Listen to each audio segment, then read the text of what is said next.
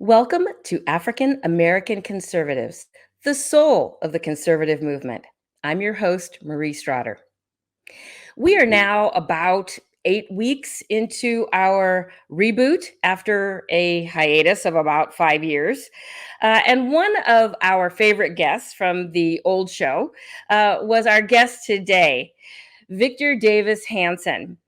And he is the Senior Fellow of Military History and at the Hoover Institute at Stanford University, Professor Emeritus of Classics at California State University, and a noted syndicated columnist and a sought after frequent guest on a number of television outlets.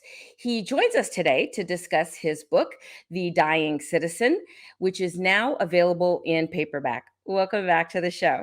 Thank you for having me. In the introduction to The Dying Citizen, you write that citizenship is not an entitlement.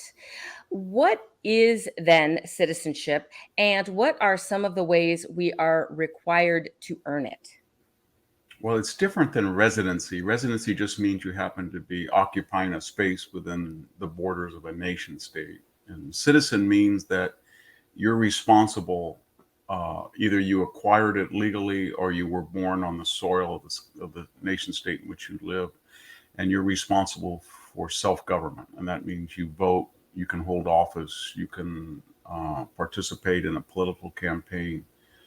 And other than that, those are about all that's left of citizenship. And prior to our contemporary era, citizens were the only people who could leave their borders and re-enter without having to have permission. But we see that's been eroded. They were the only people that served in the military. That's eroded. And I'm afraid to say that it's probably eroded as well, that people who are mere residents can now vote in many places. I know in school board elections in San Francisco, if you're an alien, you can vote, whether legal or not. And the same thing is true in participating in a political campaign, as we saw from Christopher Steele, who was a British subject who worked as a contractor for the Clinton campaign in 2016. So a lot of the distinctions have eroded, is what I'm trying to say. You state, quote, a sign of democratic sclerosis is a loss of confidence in the integrity of voting, end quote. Polls showed that between 70 and 80% of Republicans believe that there was fraud in the 2020 election. There are a similar number of Democrats who believe that Hillary Clinton had the 2016 election stolen from her.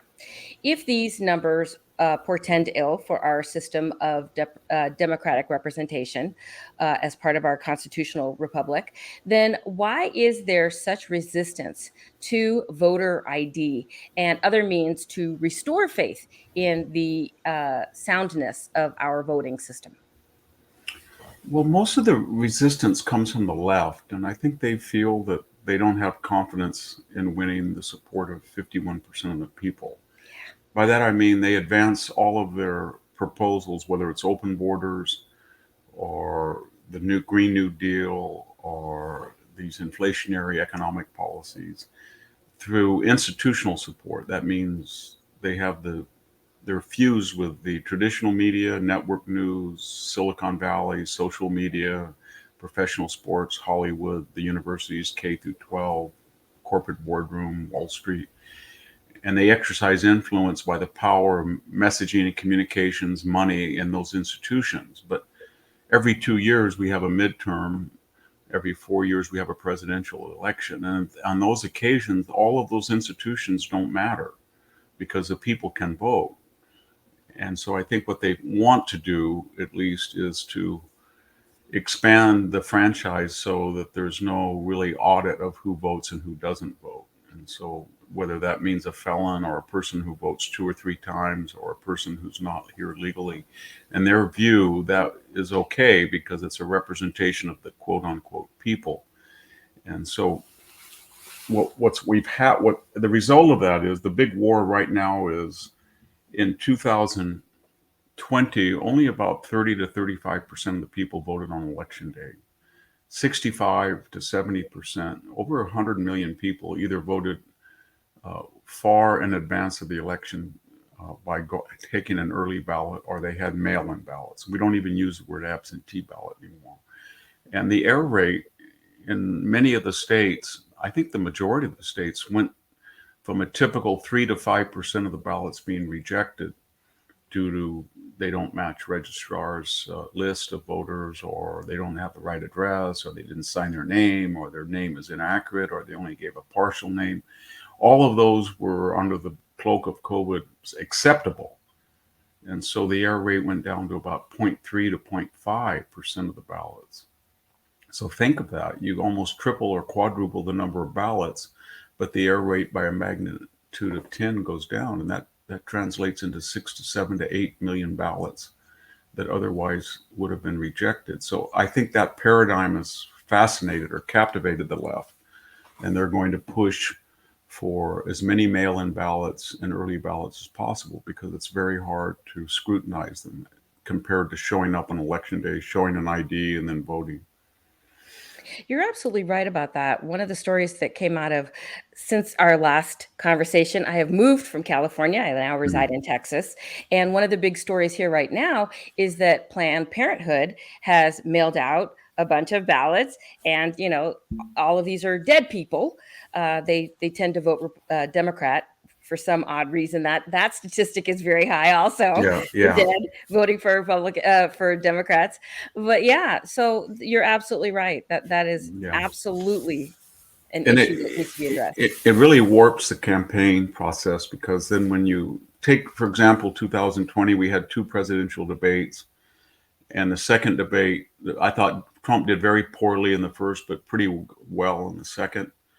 And 60 million people had already voted. And when John Fetterman delayed and delayed and delayed and delayed the debate in Pennsylvania that's coming up, he's doing that because a large percentage of the electorate is voting right now. So it really truncates or warps the election. And I think you're going to see the Democrats resist any effort to go back to the idea of an election day ballot. They just feel that they don't have the support on election day. They don't have a transparent support on a transparent ballot. So they rely on, what we're talking about, a very unaudited, inexact method of balloting. And people can, I have children that have long moved away. They're in their 30s, and I still get their ballots at my home. And I think everybody has that phenomenon, that you have people that used to live at your house, or you moved away, or somebody calls you and say, I got your ballot. Here in California, as you know, 100,000 ballots the DMV couldn't account for. They mailed out to people who were non-citizens. Yeah, that's right. Now, how has the broadening of American citizenry to include minorities, women, and non-property holders affected the esteem of citizenry? Well, the citizenry in the United States is always, it's always been in a period of, by fits and starts of expanding. And so the restrictions on the number of people who can vote or how they vote. And originally it was property owners, and then it was people who were non-property owners as well. And then after the Civil War and the end of Jim Crow, it was a struggle to include Black people. And of course, in some states in the North, they were always able to vote. But in the South, particularly in the border states, that wasn't true. And then that expansion, and women in the 1920s as well, Blacks in the 1960s finally got Civil Rights Act, women in the 1920s, and 18-year-olds. So the idea is that the electorate is always expanding in a democracy.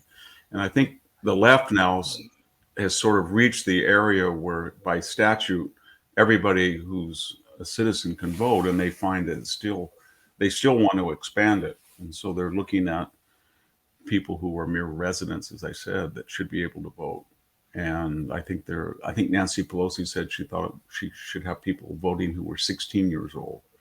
And there's a large movement to have people who are felons voting. But again, the idea is that the current citizenry that votes, that the left feels that it's not predictable enough and it's too unpredictable and mercurial, and so they want to find ways to alleviate that problem, because their agenda, it's contrary to human natures in a nutshell, and they feel that they're never going to win elections if it's transparent and everybody shows up on election day. So that's what they fear the most.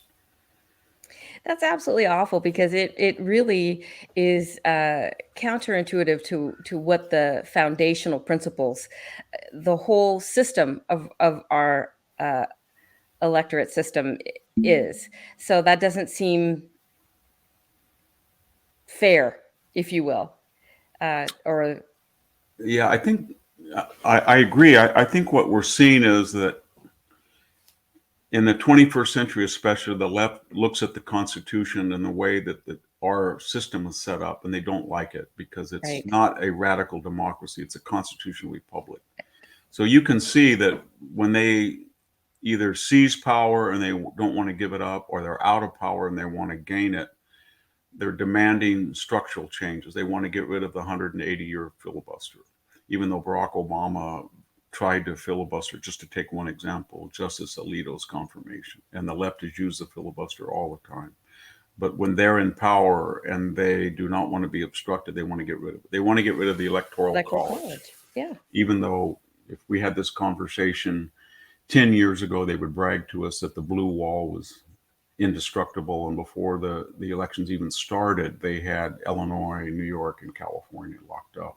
They were very proud of that. They want to get rid of the 160-year-old 9-person Supreme Court. Once they lost the old Warren Court, the liberal majority, then they wanted to change the rule. They want to get rid of 50-state union because they want to bring in 4 more senators. I could go on, but there's a sense that because the left feels they're morally superior to all of us, then they feel that any means necessary to perpetuate that agenda or justify. And that's how they always have throughout history, Yes. that they say that they're the party of radical mandated equality, as they define equality. And therefore, any means necessary or permissible. Yeah. Why is the middle class so important to a democracy when the lower classes are greater in number and the elite class is normally Yeah. greater in power and wealth? And what are the ramifications if our middle class continues to shrink?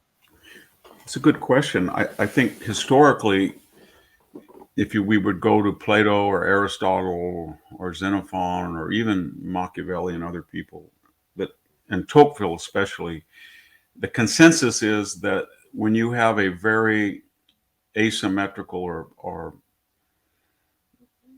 divided, bifurcated citizenry with just 2 classes, and one of us is the very wealthy and they're very powerful, then they use their influence to affect government. Whether it's Mark Zuckerberg putting $419 million into pre-selected precincts in the 2020 election to really absorb the work of the state registrars, or it's George Soros to fund particular county or city attorneys to laws, and they have too much power is what the traditional worry is. And then when you have the other alternative is you have no middle class, but you just have a large peasantry, then they, for survival, are dependent on a government subsidy or largesse from the wealthy. Either way, then you don't have independent voices that audit the government. But when you have a large middle class and they're economically autonomous, they own their home, they don't look to the wealth. They don't cater or suck up to the wealthy for money.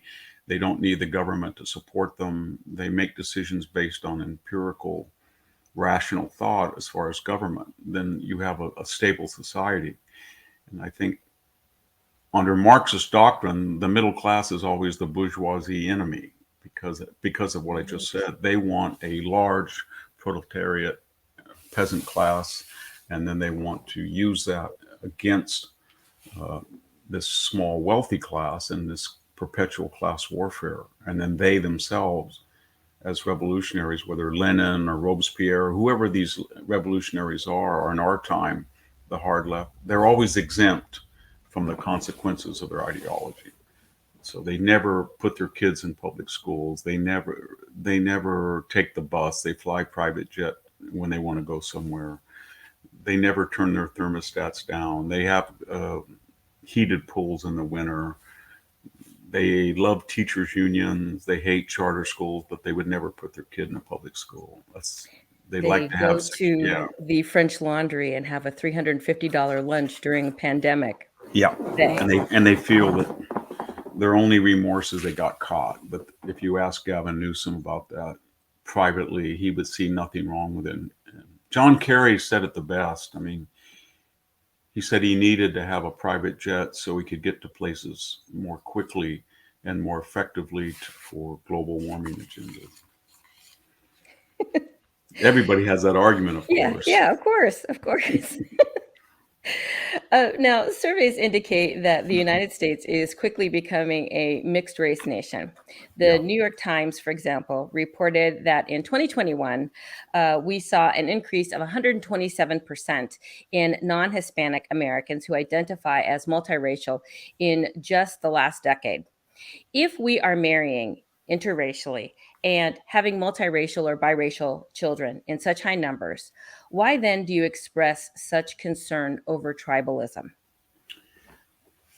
It's very easy that when a society has people who their superficial appearance, forget the historical background of all this, but just in the present, becomes essential to their persona rather than incidental, and they identify with a particular group, then their worldview, how they vote, who they come in contact with is going to be based on people like them. So if you go to the Middle East today and you see oil rich Libya, and I've been to every country in the Middle East, I always ask people in government the same question: why doesn't this society work? Why is it dysfunctional? They always say the same thing: we hire our first cousin, member of our tribe, over anybody else. And so when you look at societies that do that, like the former Rwanda or the former Yugoslavia, or what happened in Iraq, they don't work. And when one particular group goes tribal, then what happens? It's like nuclear proliferation. The next country thinks for their survival, or the next tribe says, "I'm going to go tribal." And so here in the United States, we had this idea of the melting pot. It was an imperfect idea, but it was an ideal that through the process of integration, assimilation, and intermarriage, then people would not their main culture, they would be not a multicultural, they would be a multiracial state. And I don't think we ever realized how rare that is in history. I mean, today I think the only two big multiracial democracies are India and Brazil, and neither one works very well.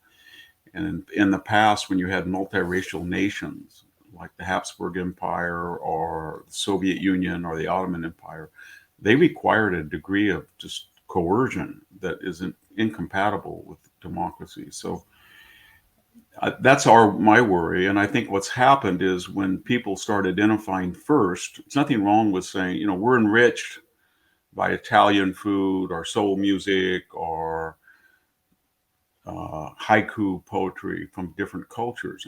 But when you don't when you don't accept the core values of constitutional government or free market economics or private property or individual freedom or what made the United States unique, then you've got a real problem. And so when you start questioning that as a tribal group, and then we have so many tribal groups, and I think the ultimate expression, you can just look what happened in Los Angeles this week when an Yes. old tape resurfaced, and here you had an unfiltered conversation. What was unique was that Mr. Cedillo or Miss Martinez or the people involved were not minor characters. These were the heralded future leaders of the Latino movement, so they described themselves, and of California themselves. And what was the conversation about? It was about how we're going to divide up the spoils of Los Angeles governance based on tribal affiliations, and why everybody that was not in their tribe, whether it was a white person, a black person, a gay person, or a Oaxacan immigrant, were inferior to them, essentially. Because I say that because when you use the word monkey or you call a homosexual a bitch, or you say Oaxacans can't or don't know how to walk without shoes, or they're ugly, then you're really in a tribal, racial, chauvinistic mindset. And so, what would be the reaction of all the other groups when they hear that? The first human reaction is, well, we better organize to make sure that they don't do that to us. And that's a pre-modern idea. And you can go through history and find where before the nation state there was a tribal state, and the great accomplishment of the nation state was to have various tribes surrender their primary identity to the collective, to the idea of being, in our case, of being an American. It's very hard to do. We act like it's second nature, but it almost never happens. But the United States was the only country that I know of where we did our best, and we were working sometimes 2 steps ahead, 1 step back, 3 steps, but we were working at it. And now I think I'm not very optimistic. I think we've gone tribal, and I can tell. I live in a community that it's 95% Mexican American, and when I've lived here my whole life, so when I go to the food market and I see a rare white person, and I don't see very many, you know what they do now? They wave at me and smile and say hi. It's complete strangers, and what they're communicating to me is that we're of the same tribe now. We're beleaguered and we're of the same tribe. And I never saw that before. That was something that Martin Luther King said that we're not supposed to do. He said we're worried about the content of our character, not the color of our skin. And I understand historical prejudices and things like that, but here we are in the 21st century, and if we re-tribalize, it's not going to be pretty. It really isn't. Absolutely right. What is oikophobia, and why do you argue that the West suffers from it? It's always suffered because it's a self-critical. It's the only civilization in the world that's self-critical. By that I mean it encourages free speech, free expression, and because it's a self-governed society, people that are in government have to account for the people, and the people are often very critical. But the problem is that when you combine free market capitalism and private property, that's the economic basis of Western civilization, with freedom of expression and constitutional government, you create an enormous amount of prosperity. And you can see it in the United States, you can see it in Europe compared to other systems. And you create a great amount of affluence and leisure. And for that to function and not become what the Romans called decadence, then you need bridles on the appetites. It can be shame, it can be your family reputation, it can be your religion, it can be pride in your community. But when those are unfettered, then they start to become unrealistic. And I'll give you some concrete examples. So it was very hard to achieve complete energy independence. And we did that from 2017 to 2021. And then we got used to it. And we said, this is almost our birthright. So Joe Biden on the campaign said, I'm going to end all fossil fuels. He didn't even realize what he was saying. And people in Europe were the same. They were so prosperous. Oh, we don't really need nuclear plants. We don't need coal. We don't need oil burning. We don't need natural gas.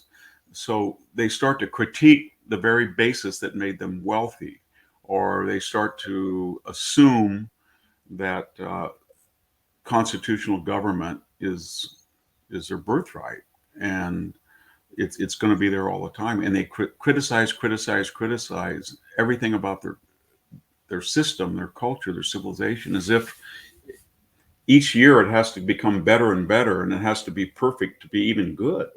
And they use the standards of morality of the present to go back in the past and judge a pre-industrial society when people, died at 40 from physical ailments that today are minor. And so it's that idea that we've got all of in our case, I think it's mostly a bi-coastal, very wealthy elite that became very prosperous under globalization.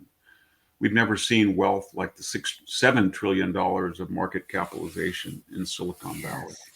And I work there, so I can tell you, when I see these young people, 30, 40, that are making a million, 2 million, 3 million a year, and they're driving Mercedes and BMWs, and they're paying 2, 3, 5 million for a home, and then they're very left wing, and they're very critical of their society. It's almost staggering, the disconnect, that the very system that allowed them to be so wealthy and to be so free, they adopt a series of political positions that trashes that, it criticizes it, says it's toxic.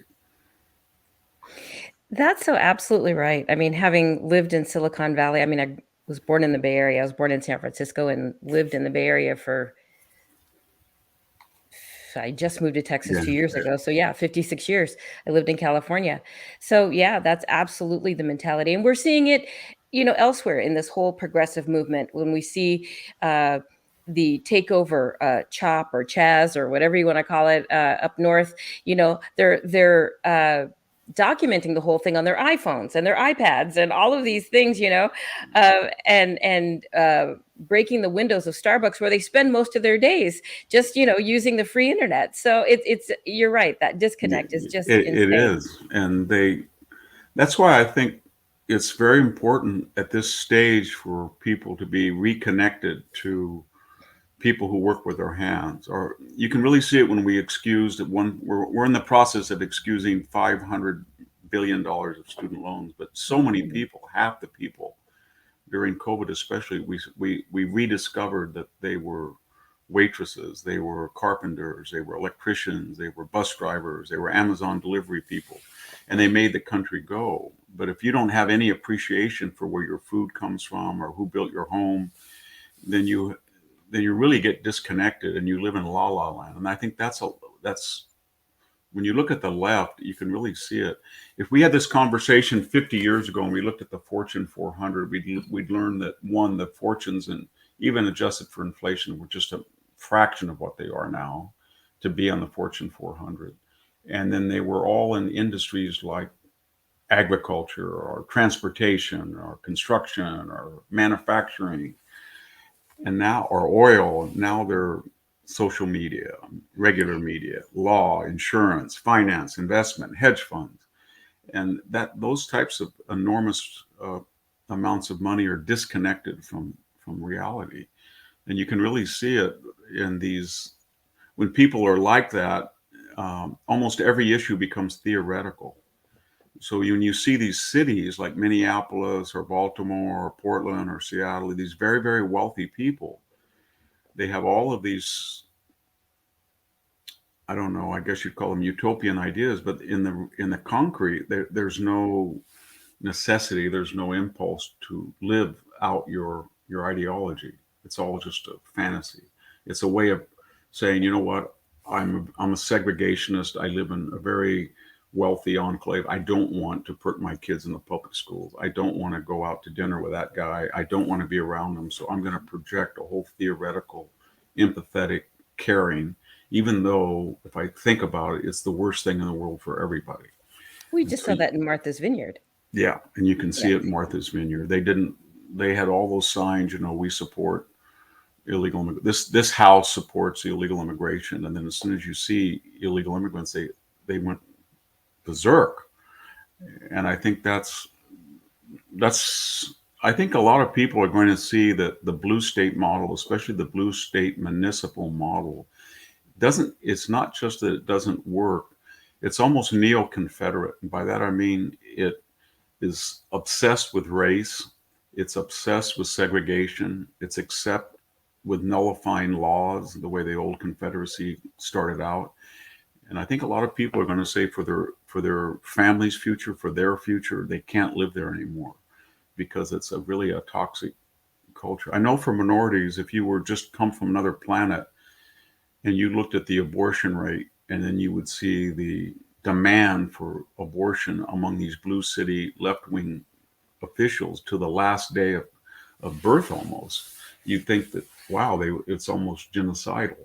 Or you would, if you see how they live, you would say, wow, this society is more segregated than was Mobile in 1860, or if you looked at the Gini coefficient of asymmetrical wealth, and you look at New York or Illinois or California, there's the greatest distance between wealthy people and poor people, and the fewest percentage of people that belong to the middle class as defined by the ability to buy a home or to afford fuel or energy or food. And so I think a lot of that's behind this migration, that a lot of middle and lower middle and even poor people realize that you have no future in the Bay Area, you have no future in Minneapolis, you have no future in Portland, Seattle, Chicago, Baltimore, and you better go to Arizona or even Mississippi or Alabama or any of those countries. That's so ironic because Isn't it? we're seeing people go to the old Confederacy because they feel there's more opportunity and there's less emphasis on race and distinction and privilege than there is in the old Union. That's so interesting.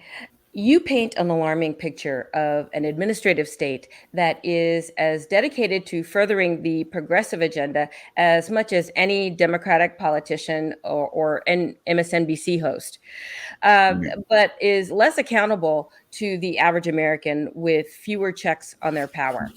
How does this affect our status as citizens? Well, what the left has done, getting back to the earlier discussion, that they don't have confidence for all their talk about democracy. They don't have confidence in putting a transparent agenda as their agenda before the electorate and say, "Do you like it? Vote for it." So what they've done is, in addition to capturing these institutions, which we discussed, they have weaponized, or I guess politicized, the permanent state.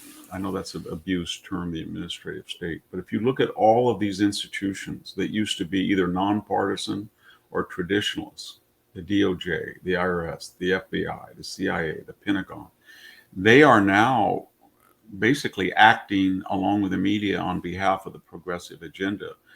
So we've had 4 FBI directors in the last 20 years. Christopher Wray right now is sending not just the Mar-a-Lago Ray, but he's going to school board meetings. He's Yes.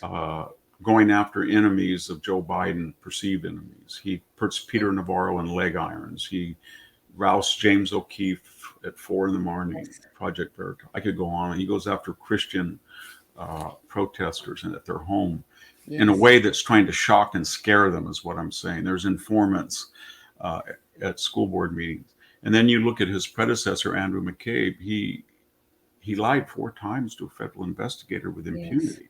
And his predecessor, James Comey, said in 245 occasions he couldn't remember under oath.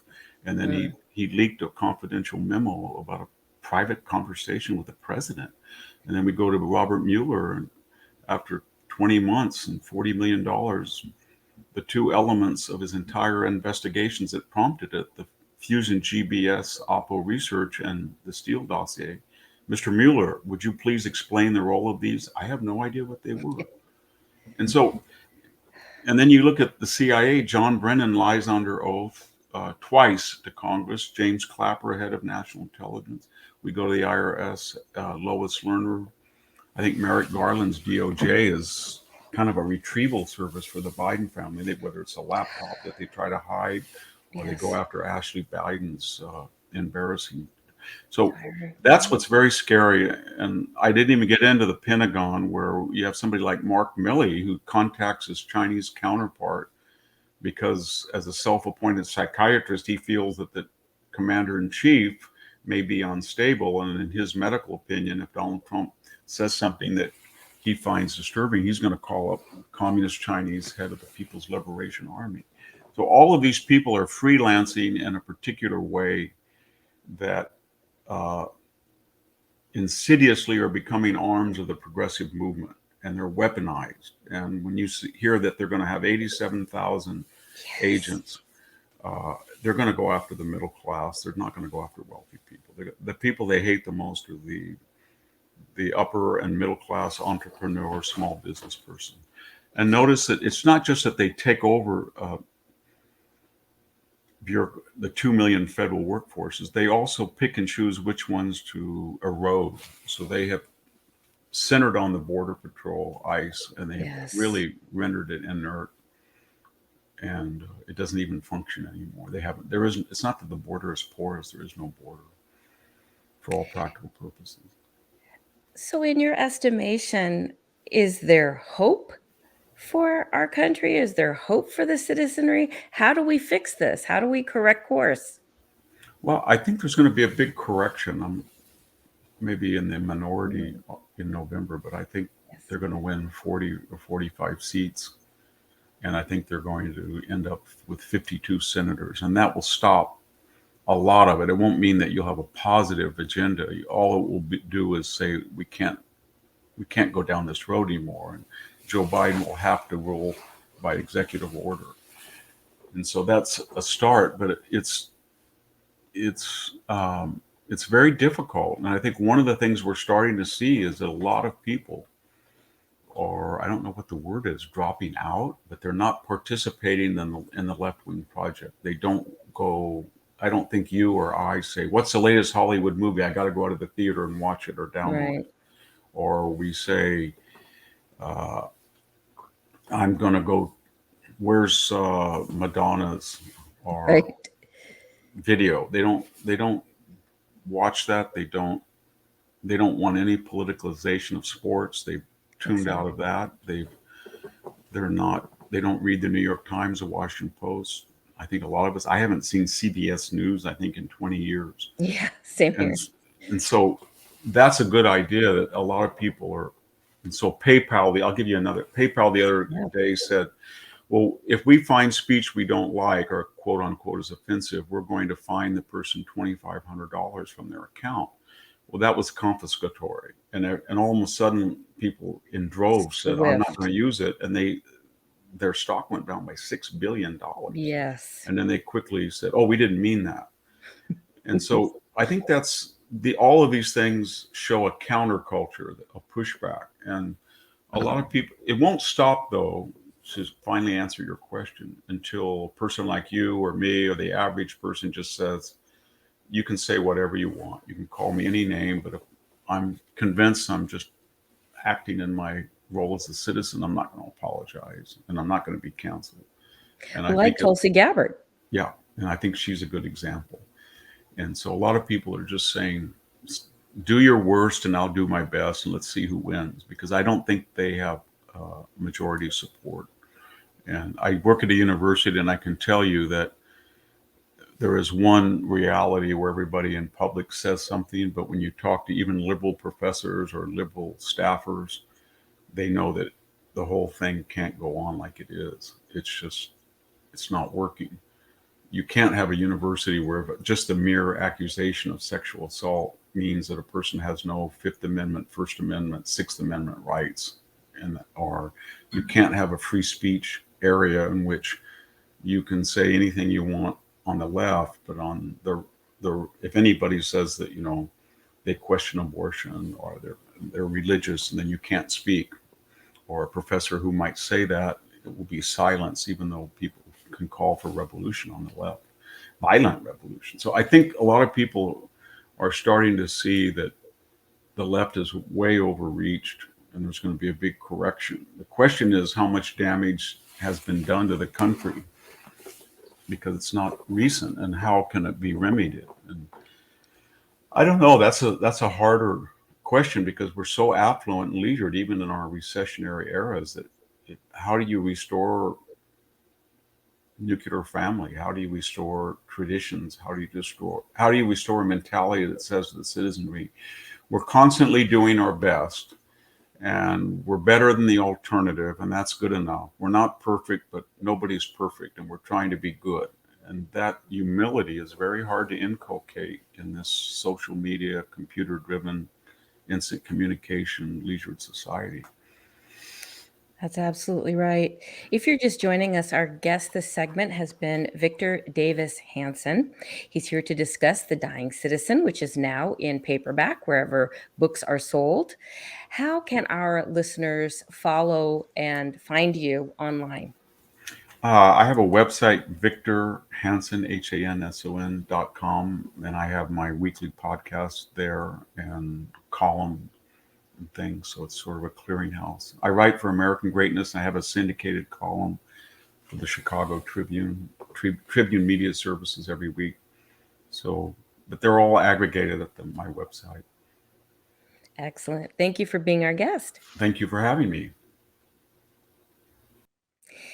Now comes that part of the show where we bring in DK. DK, come on in. Hola. Well, hello. How are you? Oh, good. How are you? I'm doing all right. So, what did you take away from that? Oh, that was a great interview. And I wanted to take away two things. One was mentioned more in the book. It's about the under the underreported statistic of illegal immigrant crime, because we saw in Florida recently, DeSantis went on a angry rant about the number of illegals who are looting homes post Hurricane Ian. And there was another story in Texas and late August when MS-13, who is this really vicious gang in El Salvador. I remember them when I lived in New York. They were found to be luring young girls over the internet to certain areas, and sometimes those young girls would end up decapitated. So they're a very vicious street gang. Um, Donald Trump called them at one point animals, and that started Nancy Pelosi's response that they have the spark of divinity within them. Yes. So that's MS-13. Anyway, in Texas, about a month or so ago, they were found to be conducting racketeering, which involved murder and attempted murder. So the specter of illegal immigrant crime is being underreported. For example, we just saw maybe less than a few weeks ago, Venezuela was discovered to be opening their prison cells full of murderers and rapists and, you know, the type of people you expect to be in a prison cell, and directed them toward our southern border. So Yeah. I think other nations are doing that. So it's leading to a high rate of crime among illegals that's getting underreported. I see here, this is all from Victor David Hanson's book. Over 800,000 illegal aliens with criminal records, and about 700,000 of these have felonies. Over 10,000 of these illegal aliens were supposed to be deported by ICE, but they were released because they were in sanctuary cities who don't seem to want them back. And this is another interesting stat. In 2014, 2/3 of all outstanding felony warrants in LA, as well as 95% of those with outstanding murder warrants, involved illegal aliens. So it's a big problem, and I'm glad Hansen mentioned it, and I'm starting to hear other people mention it. So these are model citizens then. Yeah, they're not all. Turns out they're all not here to pick out grapes and mow our lawns for us. And don't tell Nancy Pelosi. And their kids she'll be disappointed. And their kids all don't become high school valedictorians. So, you know what I find interesting about that is that, let's take Chicago, for example, where it has an exorbitant crime rate every weekend, you know. And somehow, you know, posted signs about guns being illegal, don't bring guns here, whatever, you know, criminals don't seem to obey those signs or obey laws, you know? So I find it very interesting that, you know, we're seeing this problem. Yeah, who knew that people who enter a country illegally are prone to doing things illegally? So who would have guessed? I also want to talk about something else that's been making the news recently as the topic of cultural appropriation. I want to hear your thoughts on that. You know, I kind of go back and forth about that. And I think, you know, as you well know, throughout the history of Aacons, as we've had conversations on the page on Facebook, it's a very emotional topic for some people. Some people feel guilt about what ancestors may have done. And so you can't have a rational conversation about race without people getting, well, why can't you people leave that alone? Why can't you people, you know? And so it's very hard to have some of these discussions. And I remember there was a big kerfuffle, I don't know, maybe 5, 6 years ago. There was a girl who was Caucasian who wore a dress to prom or homecoming that was said to be of another culture. It had a high collar, and it was normally worn by people of a different ethnic persuasion.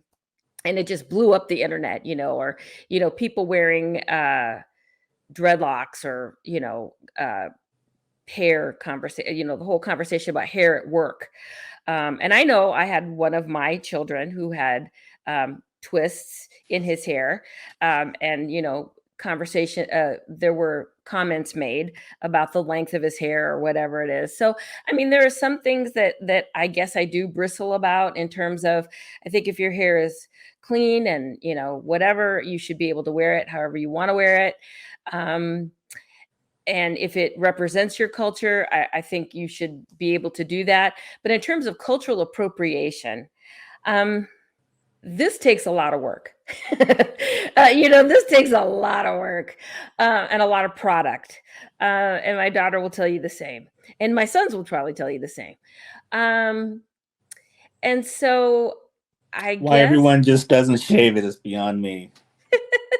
I guess I when you see, like, the whole thing about Bo Derek in 10 many, many years ago, with the cornrows, and I've seen people who are not African American who wear braids and cornrows and those kinds of things, and the hair kind of sticks out or whatever. It doesn't look exactly right. But I know that people are trying to do something that's convenient for them. I know that, imitation is a source of flattery for some people. People, imitate clothing, music, whatever, but we do it too. I mean, I can't tell you how many Black women I've seen that dye their hair blonde, or those sorts of things. So I don't know. Sometimes I think it goes a little too far with some of the padding, maybe in the caboose that I see, of people trying to have a certain body type that they think that, someone else has. I don't know. I don't know where the line is, really, to tell you the truth. I think that we should all, as Victor Davis Hanson said, we are a melting pot. We are many cultures that are coming together. There are some things, I guess, that I'm a little funny about. You and I, these are the conversations that you and I have. I'm going to let people in on something. There was a meme, I don't know, a couple years ago, and it was something, I think it was around one of the holidays. I think it was Thanksgiving, and people were talking about having collard greens, and it was a sign up at like a Whole Foods store, and it was talking about, with a drizzling of this, and it had pine nuts in it or something like that. And I'm like, come on. So in that sense, we're putting raisins in potato salad or some of those kinds of things. I don't know. There's just certain things that I guess I wish people would leave alone because they don't do it well. But that's just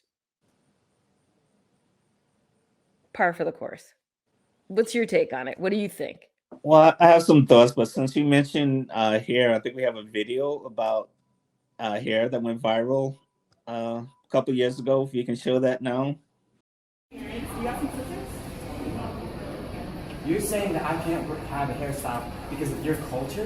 Why? Because it's my culture. You know what bothers me. Do you know it was an Egyptian culture? Are you Egyptian? Nah, bro, I'm not. Are you Egyptian? Are you Egyptian? No, but it doesn't matter. Wait, where's Egypt? Tell me. You know what, girl? Where's Egypt? Dude, girl, you have no right to tell me what I can have.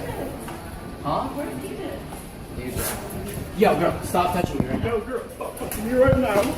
Come back. Get off of me. Come back. You put your hands on me, no words.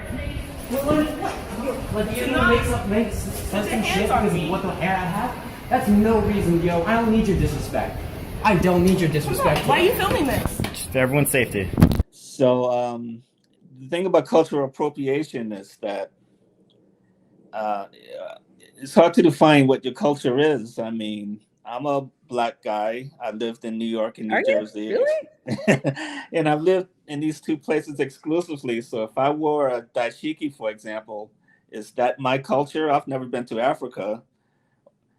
Am I appropriating an African's culture, or is it okay because I'm black? Conversely, if a white person lived in Africa, I mean, there are some whites who born and raised in Africa, and they wore a dashiki. Are they committing a cultural appropriation? So it's really hard to know where to draw the line. Um, One thing I could say for certain is that you shouldn't wear someone else's religious artifacts as a costume. Yeah. You know, but that's obvious. But everything else, go ahead. Well, we live in a society that's not only uh, multiracial, but it's multicultural. So, there are some girls that live in the hood that are not black. But boy, if you weren't looking at them, and there's a whole conversation about that, like, well, but you can't talk the way that we do or whatever. But if that's your culture, I mean, if that's where you've lived and grown up and you understand the culture, I mean, America is a melting pot, and we do have pockets of culture. I mean, Victor Davis Hanson talked about he lives in a neighborhood that's primarily Mexican American. So, you know, um, we live in these uh, areas that tend to have a number of different cultures, and so I think there's a piece of it that is acknowledging and honoring other cultures and wanting to be able to bring some of that in. People have better ways of doing things, or whatever it is. I think, like you said, though, I think the key to it is maybe, I don't know, checking with other people to see how they feel about that. I know that there was a big conversation, not only in the Black community, but also in the Asian community, about touching someone's head and touching someone's hair. That's kind of taboo. I don't like people to touch my hair. But it's always kind of that, oh, your hair is so different, the texture is so different. Well, maybe you've got the hair that's got a different texture. Maybe your hair is a little different. So I think that seeking permission first and asking questions. Sesame Street always used to say the best way to find out information is to ask questions. If somebody looks different from you or has a different culture or tradition than you do, ask questions, get more information. I wouldn't jump straight to dressing like that person or doing whatever. Well, I'll say one more thing. There's a funny story about cultural appropriation involving sports. It was Jeremy Lin, who for a while was a very popular Asian, I think it was the Asian American basketball player, and he was raked over the coals by a lot of black NBA players because one day Jeremy Lin decided to wear, I think he wore braids like a cornrow, and people were disgusted by it because, of course, being an Asian, he was not allowed to culturally appropriate black hair. So one person went after Jeremy Lin on Twitter, I think, a black NBA player, and Jeremy Lin responded, "So don't you have Asian character tattoos all over your arm?" And so I think Jeremy Lin won the debate. So cultural appropriation, I think we all do it. 95% of it is respectful. It's not meant to denigrate another culture. White people wear lip liner. I didn't know that was a black thing, I but didn't know that apparently, was either until you apparently it mentioned it. is. So White people they can listen to rap. Black people can play golf. Everything we can all eat at any restaurant we want. We can make the kind of foods we want. If I want to make tacos or egg rolls or whatever, it's not meant to be harmed. So I think we agree. I think too much is being made of it. all right. Well, that's it for another episode of African American Conservatives. If you like what you're seeing, we hope that you will go to anchor.fm AACONS and subscribe to our podcast on any of your favorite podcast providers. You can also go to brightnews.com. We are a part of Bright News Media. Find us on YouTube and make sure you click like, follow, subscribe, all those buttons. And if you feel so led, at anchor.com, there is a button where you can support our program financially. Once again, I'm Marie. I'm DK. This is African American Conservatives, the soul of the conservative movement.